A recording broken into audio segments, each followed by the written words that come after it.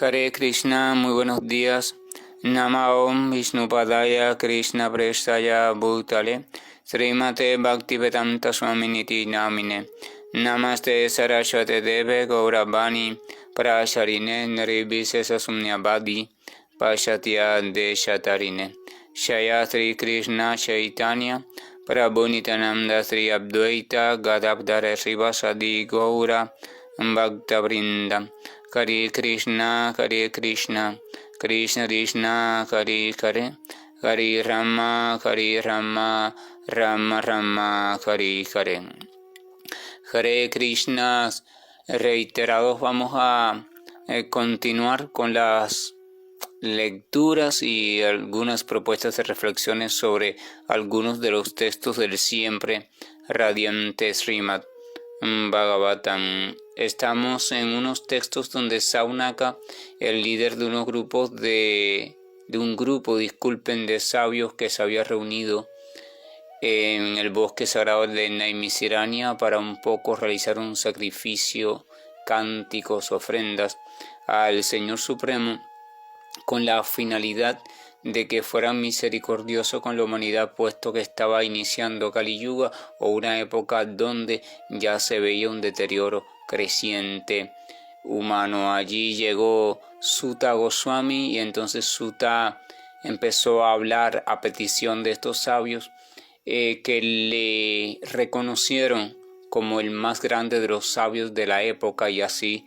también como un devoto puro del Señor, pues sabiduría y devoción estaban reunidos en su grado más pleno y puro, así que ¿qué otra personalidad podría ser la más idónea para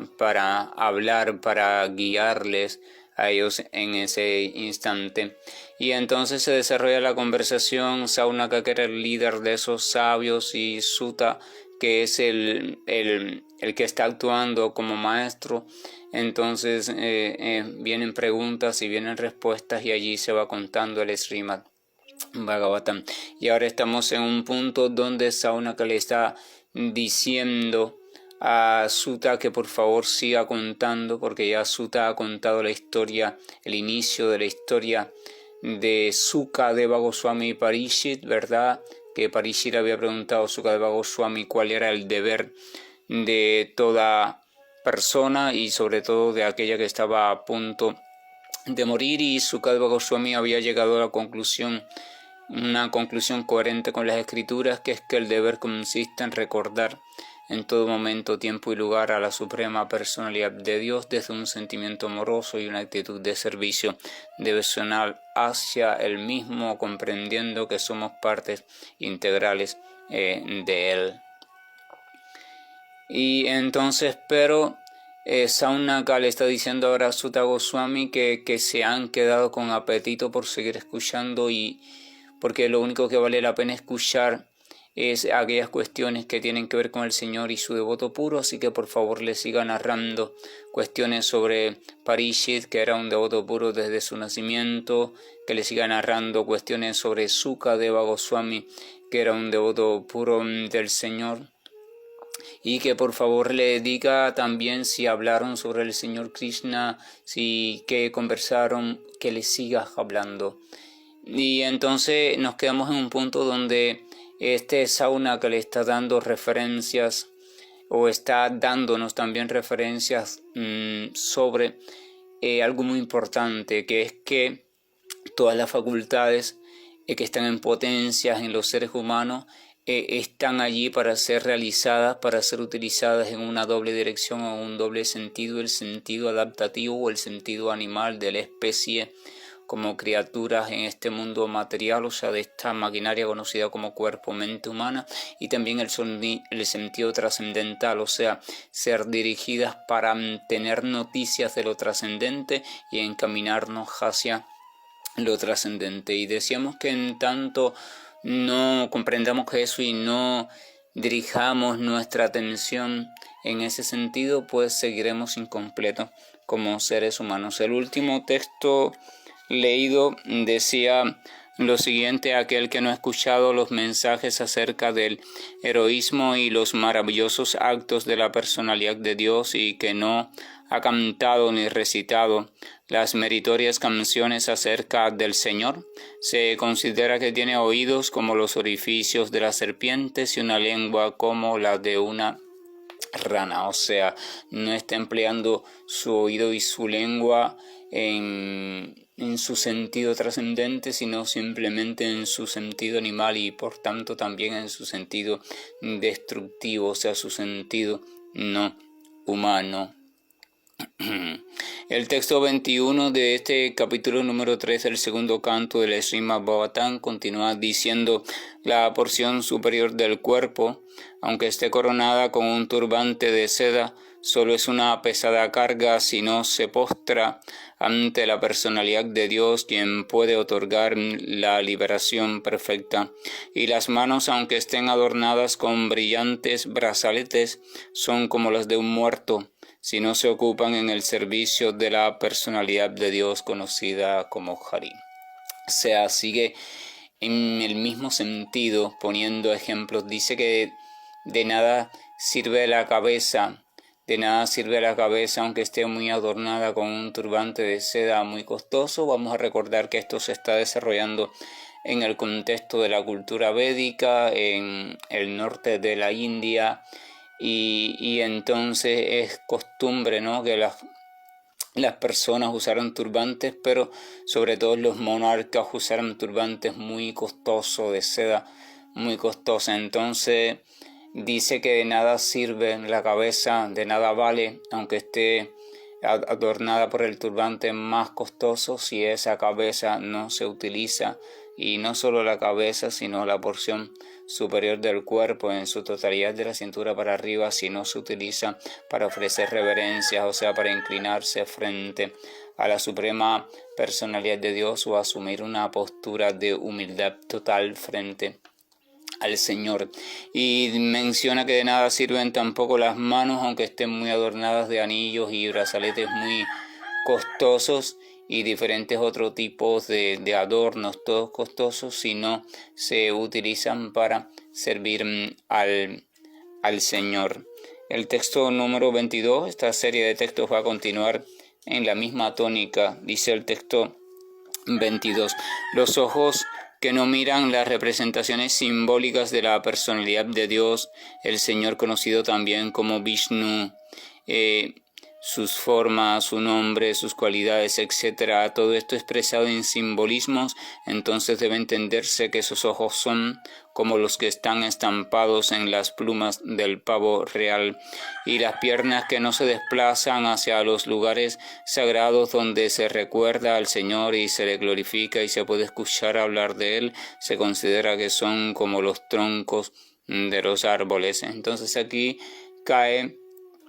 Saunaca en mencionar dos cuestiones más que siguen perteneciendo a partes del cuerpo humano. Los ojos, dice que los ojos que no son utilizados en la percepción, en el deleitarse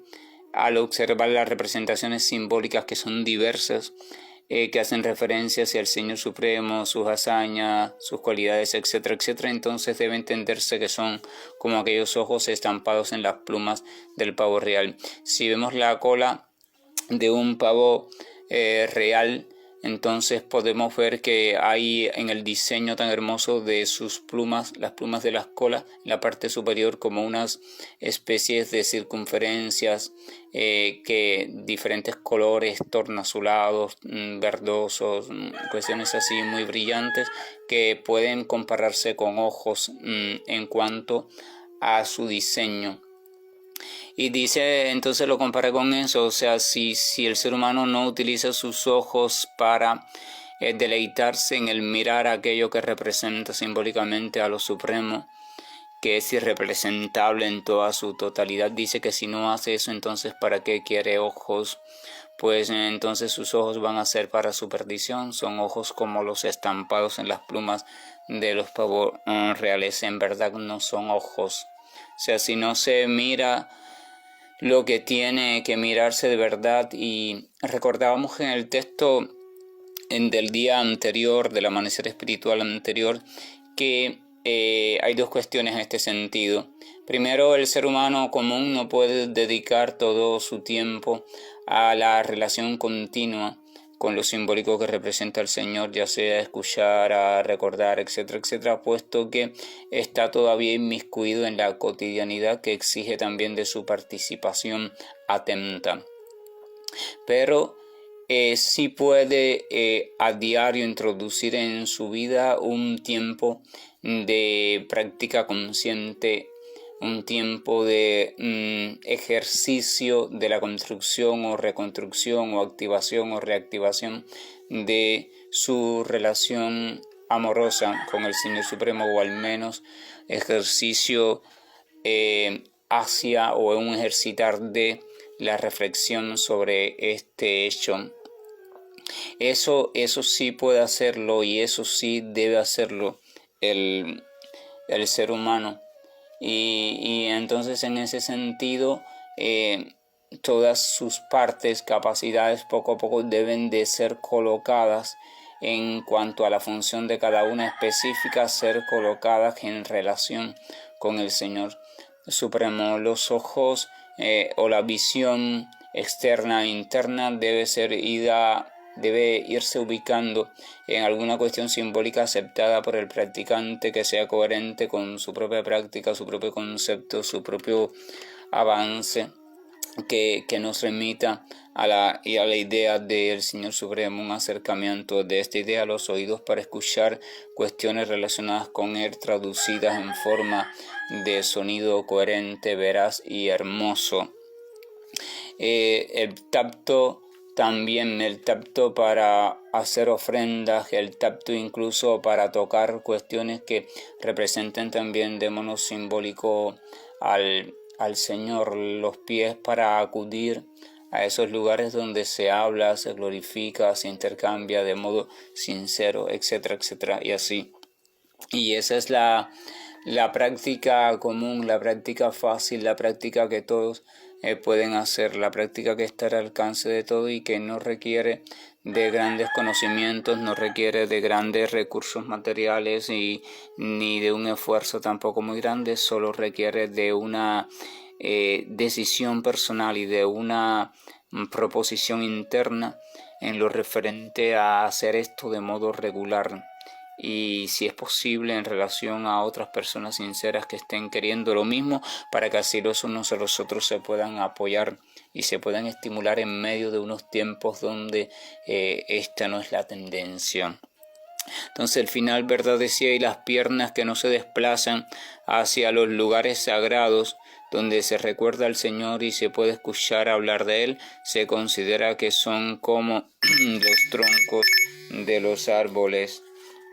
El texto 23 continúa diciendo lo siguiente: la persona que en ningún momento ha recibido sobre la cabeza el polvo de los pies del devoto puro del Señor es sin duda un cuerpo muerto, y la persona que nunca ha sentido el aroma de las hojas de tulasi de los pies del loto del Señor también es un cuerpo muerto, aunque respire. O sea, aquí cita otros dos ejemplos. Dice que aquel que no ha recibido sobre la cabeza el polvo de los pies del devoto puro del Señor, esto hace referencia a aquel que no se ha postrado en una actitud de servicio frente a quien sea reconocido como un devoto puro o un representante genuino del Señor. Menciona aquel que no haya hecho eso, o aquel que no desee hacerlo, que no tenga esa aptitud, entonces lo compara con un cuerpo muerto, es un muerto aparentemente vivo,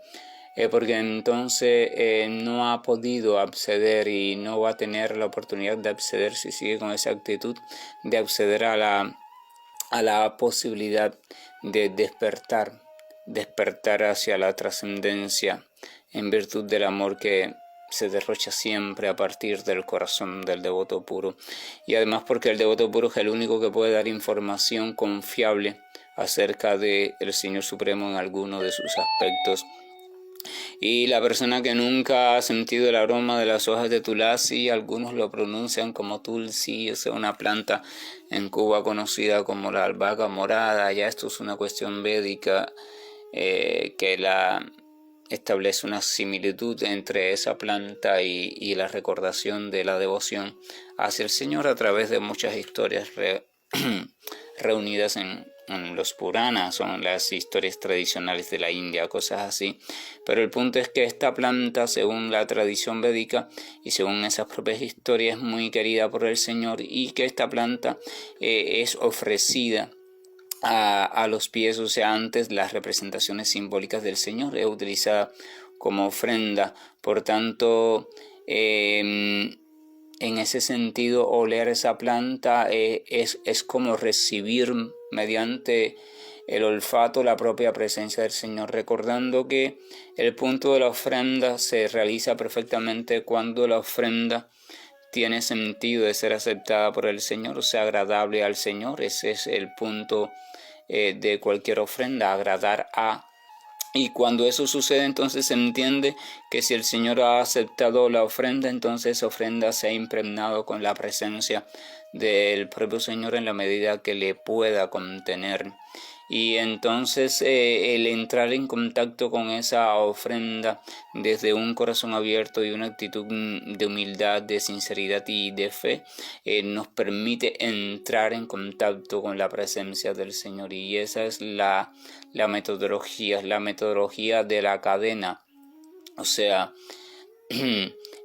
algo se ofrece al Señor amorosamente, el Señor lo acepta, da prueba de ello, y entonces ese algo queda impregnado por el propio Señor. Entonces aquello que se acerque a ese algo, entonces va de un modo cierto a estar acercándose al propio Señor,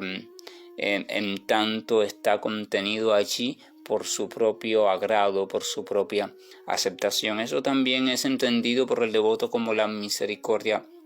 del Señor. Esa, por ejemplo, en este caso de la planta, esa planta no es del Señor, pero en tanto es ofrenda al Señor y es muy querida por el Señor desde su propio sentido de ofrenda y desde la propia sinceridad de quien la ofrece. Entonces ya se convierte en espacio colonizado, por decirlo así, por el Señor.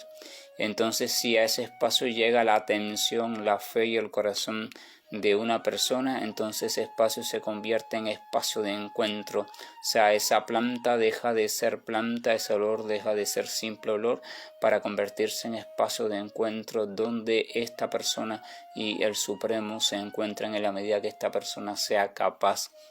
de realizar dicho encuentro. Entonces dice que también ese, o sea, ese que no ha olido el olor fragante de la tulasia ofrecida a los pies del Señor, entonces también es un cuerpo muerto, debe tenérsele así, aunque respire. En este sentido es importante recordar, por ejemplo, la historia de contada en Srimad Bhagavatam en la tradición védica de los 4 Kumaras, los hijos célibes del señor Brahma, el arquitecto en jefe de la creación material. Estos que tienen forma de eternos niños y que andan desnudos en el plano trascendental, en una curiosidad constante, buscando y adorando a lo supremo, y cómo tenían una percepción, una concepción totalmente impersonalista. O sea, el Señor Supremo es algo sin forma eternamente, y que de ese sin forma de vez en cuando sale alguna forma para realizar alguna actividad y después ya deja de existir esa forma y vuelve a lo sin forma, ¿verdad? Esa es la concepción básica del impersonalismo. O sea, se acepta la existencia de lo trascendental, del Supremo, pero no se acepta que tenga originalmente una forma contenida en sí mismo, o sea, su propia forma, sino que tiene una no forma. Y entonces estos Kumaras estaban liberados, pero estaban liberados en esa concepción. Tenían total certeza de la existencia del Supremo, dedicaban su vida a disfrutar de esa existencia, a meditar en ella, a reflexionar y escuchar sobre ella, pero no le aceptaban en primera instancia como forma, o sea, era una existencia carente de forma. En sus meditaciones van profundizando en los planos de conciencia Vaikunta, que son todos llenos de detalles hermosos, pero para ellos, repito, estos detalles no eran más que una manifestación misericordiosa que aquello que no tiene forma hacía para que ellos disfrutaran, pero no era original en sí, no tenía sustento eterno. Pero en una de esas profundizaciones llegan al estado donde por determinadas razones se presenta delante de ellos la verdad absoluta en la forma de Narayana, una figura muy hermosa de color azulado, o sea, azul celeste, siempre sonriente, radiante, llena de júbilo, llena de amor, llena de dulzura, y los mira compasivamente. Y entonces dice que cuando esos 4 Kumaras por instinto espontáneo le ofrecen reverencia, o sea, inclinaron sus cuerpos, entonces sus, por decirlo así, narices se acercaron a los pies del Señor, y allí a los pies del Señor habían hojas de tulasi colocadas, o al menos el aspecto de hojas de tulasi colocadas, y ellos recibieron, sintieron, experimentaron un aroma muy agradable, el aroma de las hojas de tulasi, y automáticamente salieron de la cuestión del impersonalismo y comprendieron que en verdad sí estaba, o sea, sí estaba. Hay una forma del Señor, la forma del Señor, el Señor tiene forma eterna y sí está innegable y llena de cualidades. Entonces ellos fueron raptados por la devoción personalista y abandonaron su estancia en el impersonalismo para dar un paso más profundo. Esto también nos habla que el mundo trascendental no es solo imagen y a veces sonido, puesto que, por ejemplo, cuando se tienen ciertas experiencias de lo trascendente, casi siempre esas experiencias son dadas en forma de algún tipo de imagen, ya sea el resplandor o algunas formas deslumbrantes, qué sé yo, qué sé cuándo, o en algún tipo de sonido, sino que después, en la medida que se va uno aquietando allí y va mejorando su percepción, entonces se puede comprender que también hay sabores, que también hay olores, que también hay sensaciones táctiles diversas. O sea, lo trascendente está llena de variedad innegable, variedad real, y por tanto esa variedad implica también que hay cuestiones reales, hay formas reales, hay objetos reales, aunque esta palabra de objetos no significa materiales, sino que la menciono simplemente para hacer alusión a la presencia de todo tipo de elementos o de semejanzas que son eternas, que tienen presencia eterna, en tanto son la forma primera de diferentes tipos de cualidades que en última instancia y en primera instancia son cualidades y elementos, rasgos distintivos del Señor, que se manifiestan eternamente de modo separado para de un modo diferente, pero siempre cargado de amor puro, tener una relación con el Señor. O sea, las diferentes cualidades y mezclas de estas cualidades mostradas en sí mismas se relacionan con el Señor. Y es una cosa un poco no digerible para la mente lineal, pero es un punto que es cierto y que está allí, en el cual uno debe reflexionar un poco, porque eso le va a abrir a uno la comprensión sobre qué significa la trascendencia en su profundidad más escondida. Entonces continúa diciendo el texto 24: sin duda que está hecho de acero aquel corazón que, a pesar de que uno cante el santo nombre del Señor con concentración, no se transforma cuando el éxtasis aparece, las lágrimas inundan los ojos y el vello se eriza. Habla entonces de la frialdad de nuestro corazón, de lo enfermo que está nuestro corazón cuando al escuchar o al cantar los santos nombres del Señor y cuando al hacerlo incluso de manera atenta, de manera entregada, cuando no se conmueve, cuando ese corazón no se conmueve, cuando no se derrite. Y entonces eso nos debe servir como indicador no para abandonar la práctica, sino para sentir wow, qué estado tan lamentable es el mío que no logro sentir lo que la literatura dice. No es que la literatura está mal, es que soy yo el que no está adecuadamente ubicado o listo o purificado, así que debo hacer todo mi esfuerzo, continuar con el método, continuar con la práctica y confiar que la propia práctica, si la hago seriamente y si sigo todos los requisitos y consejos establecidos, va a irme purificando y llegará un momento en que podré percibir ese oleaje de bienaventuranza del cual hablan las Escrituras. Y entonces acá el texto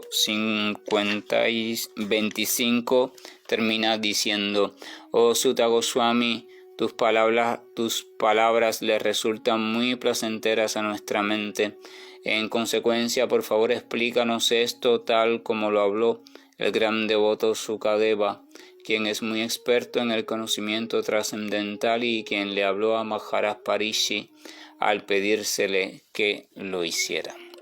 Entonces acá da la conclusión, le dice de nuevo a Sutta Goswami, al narrador del Srimad Bhagavatam, por favor, tus palabras son muy placenteras para nuestra mente, o sea, porque están llenas de la presencia del Señor y su devoto puro, así que síguenos hablando, no te detengas, sigue contando sobre el Srimad Bhagavatam. Y así termina el capítulo número 3 del segundo canto del Srimad Bhagavatam, que nos deja con una propuesta reflexiva importante de frente a nuestra existencia como humanos o a nuestro necesario completamiento humano, y es que todo aquello que nos conforma tiene un doble sentido y por tanto tiene una doble posibilidad de orientación, que no tienen que ir divorciadas, sino que la una debe de irse integrando a la otra y de hecho la otra integra